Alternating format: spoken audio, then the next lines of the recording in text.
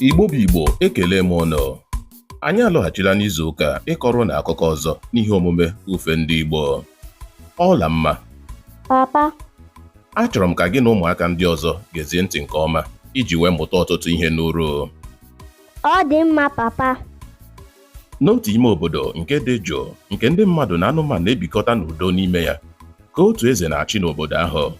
Onye eze a bụ onye na-emesapụ aka site n'inyepụ onyinye, ma n'agbanyeghị mmesapụ aka ya, ọ bụ onye nganga ma nwee mpako. Onye eze a kwenyere na ikikere ya bụ okwu Chọrọ, bụ ikikere dịka nke chi okike. Ọ na-ekwupụta na ntị ndị ọ na-achị na onweghị eze dịka ya.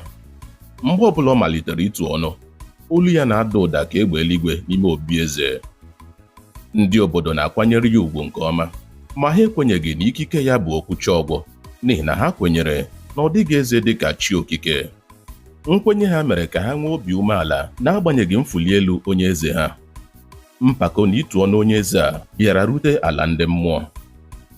Otu ụbọchị, dịka ikuku ụgụrụ na-ekupụ, otu agadi nwoke a na-apụghị ịkọwapụta onye ọ bụ pụtara ma guzoro n'ọnụ ụzọ obi eze. O yi uwe mwụda dị oke ọnụ ahịa nke na-egbukepụ n'oge abalị. Agadi nwoke a mara onye eze aka na ọ bụghị ya bụ eze kacha dị ukwuu ma dị ike. Onye eze wee bilie n'oche eze ya na nganga,